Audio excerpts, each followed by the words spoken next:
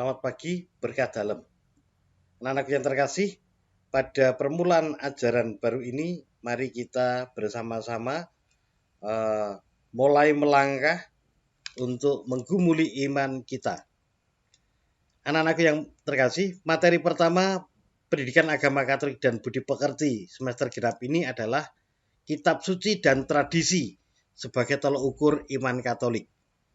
Intinya kita harus mengenal kitab suci dan tradisi karena dari sanalah kita akan lebih mengenal Yesus sebagai panduan panutan kehidupan kita. Oke, ada satu cerita anakku. Proses terbentuknya keyakinan penciptaan manusia menurut salah satu suku di India. Ceritanya begini.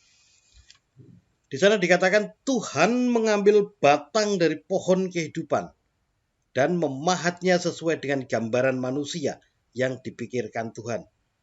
Setelah selesai, Tuhan meniupkan nafasnya ke dalam patung kayu yang keras itu. Dan terciptalah manusia pria pertama yang tegar dan kuat.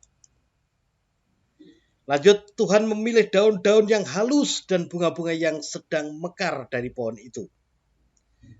Tuhan merangkainya dengan indah sekali sesuai dengan gambaran wanita dalam pikirannya. Lalu meniupkan nafasnya ke dalam rangkaian dedaunan dan bunga-bunga itu. Maka terciptalah wanita pertama yang cantik dan lemah gemulai. Ini salah satu cerita dari suku di India. Intinya bahwa Tuhan menciptakan manusia, pria dan wanita dari bahan pohon kehidupan. Anak-anakku, penemuan manusia mengenai isi alam berasal dari Allah dan segala yang jahat berasal dari manusia atau si jahat, ini dapat menjadi keyakinan yang sangat kuat bagi suku bangsa itu. Bahwa yang baik berasal dari Allah, yang jahat, yang jelek dari manusia yang jahat.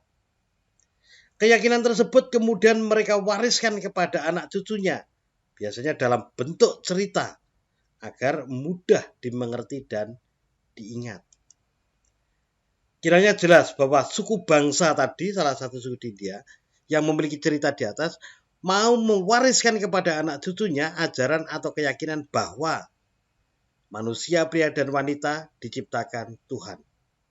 2. Manusia terdiri atas pria dan wanita yang berbeda secara jasmani dan rohani. Yang ketiga, baik pria maupun wanita adalah ciptaan Allah yang indah. Itu cerita dari suku India. Sekarang kita melihat pesan kitab suci. Pesan kitab suci dari kitab Kejadian bab 2 ayat 7 sampai 9. Dilanjutkan bab 18 ayat 21 sampai 23, yaitu tentang kisah penciptaan manusia pria dan wanita. Dalam kaitannya dengan terbentuknya iman keyakinan bangsa Israel. Bangsa Israel waktu itu ingin mewariskan pada anak cucunya ajaran dan keyakinan. Apa keyakinannya? Yaitu 1.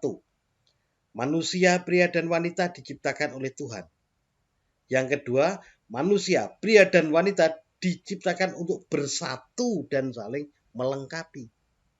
Yang ketiga, pria dan wanita memiliki derajat yang sama.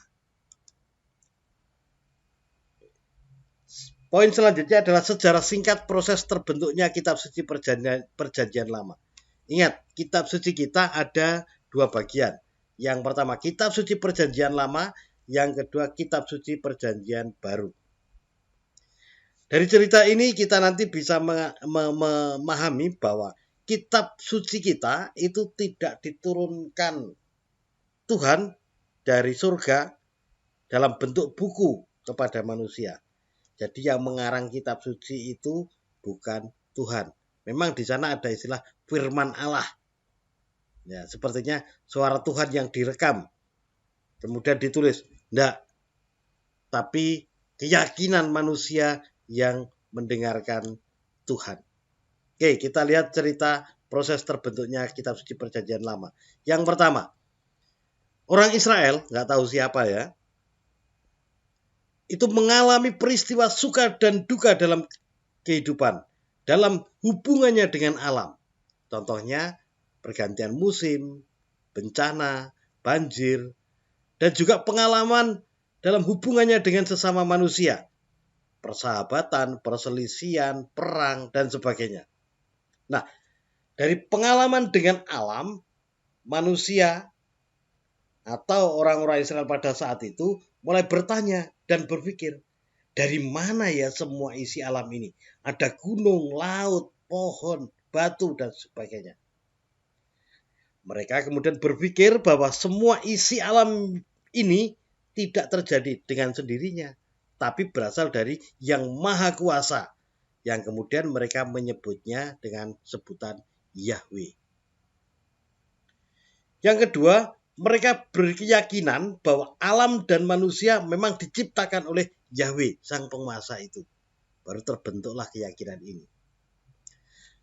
Yang ketiga, mereka kemudian membuat cerita bagaimana alam dan manusia diciptakan oleh Yahweh untuk diteruskan kepada anak cucunya dalam bentuk lisan. Mereka membuat cerita bagaimana ya? Apa ya langsung plek hitungannya manusia jadi manusia. Jadi alam. Ya. Ada ceritanya seperti dalam kitab suci Perjanjian Lama. Yang keempat, dari pengalaman hidup, setiap keluhan atau harapan yang mereka ungkapkan atau haturkan pada Yahweh ternyata terpenuhi dan terkabulkan. Nah, maka mereka kemudian menambah keyakinan mereka bahwa Yahweh itu tidak hanya menciptakan, tapi juga menyertai kehidupan mereka. Kenapa? Pada saat mereka hitungannya mengungkapkan, Yahweh, aku lapar. Kemudian tersedia makanan. Yahweh, ini kok banjir. Kemudian banjir hilang. Ya, berkurang. Lanjut nomor 5. Mereka kemudian menceritakan pada anak cucunya bahwa alam semesta dan manusia diciptakan Yahweh. Intinya itu. Yang kedua, Yahweh selalu menyertai kehidupan mereka. Keenam, pada tahun 1030 sampai 930 sebelum Masehi. Kalau sebelum Masehi itu tahunnya dari besar ke kecil. Ya. Sama dengan min dalam hitungan matematika itu ada min yang besar, min 10, min 9, min 8, min 7, min 1, kemudian 0. Baru kemudian 1, 2, 3, seterusnya. Nah, hitungan tahun dalam ini kalau tahun sebelum Masehi juga seperti itu. Ini makanya dari 1030 sampai dengan 930. Ini sebelum Masehi sama dengan angka-angka min. Kemudian nanti setelah Masehi seperti sekarang ini tahun 2010, 2020, 2021 itu sudah seperti plus atau setelah Masehi. Tahun itu adalah periode raja-raja Israel ya. Pada zaman ini Raja Saul, Daud, dan Salomo berkarya. Nah, hubungan dengan kitab suci bagaimana? Bagian-bagian dari kitab suci Perjanjian Lama akhirnya mulai ditulis. Nah, baru ada ballpoint. Walaupun belum ada kertas. Nah, seperti ballpoint, entah tintanya tidak seperti ballpoint sekarang ya. Mungkin diukir atau bagaimana. Misalnya yang ditulis adalah penciptaan manusia. Manusia jatuh dalam dosa dan akibatnya. Bapak-bapak bangsa, kisah para rasul, beberapa bagian kitab Mazmur dan hukum-hukum mulai ditulis. Lanjut, pada tahun 930 sampai 722 sebelum Masehi, kerajaan Israel dan Yehuda di sana dituliskan itu. Mengapa? Setelah Salomo wafat sekitar 930 Masehi, sebelum Masehi, Israel terpecah menjadi dua kerajaan, yaitu kerajaan utara disebut kerajaan Israel dan kerajaan selatan disebut kerajaan Yehuda. Israel hanya berlangsung sampai pada tahun 722 sebelum Masehi saat Salomo wafat. Penulisan kitab suci Perjanjian Lama dilanjutkan terus, melengkapi Taurat Musa dan tambahan hukum. Juga di sini muncul pewartaan para nabi, baik Nabi Elia, Elisa, Hosea, Amos, ini mulai ditulis. Dan seterusnya, tahun-tahun seterusnya, sampai lengkap perjanjian lama itu. Tidak saya ceritakan, ya nanti terlalu panjang videonya. Seluruh kitab suci perjanjian lama adalah kitab iman bangsa Israel. Bukan riwayat hidup, bukan laporan, dan bukan sejarah dari seseorang atau bangsa Israel itu.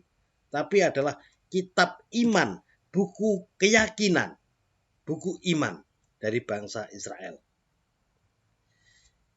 Kitab suci perjanjian lama intinya menceritakan dua bagian. Yang pertama yaitu prasejarah, yaitu kisah penciptaan Menara Babel, ya, kisah penciptaan sampai kisah Menara Babel, yaitu Kejadian bab 1 sampai dengan bab 11.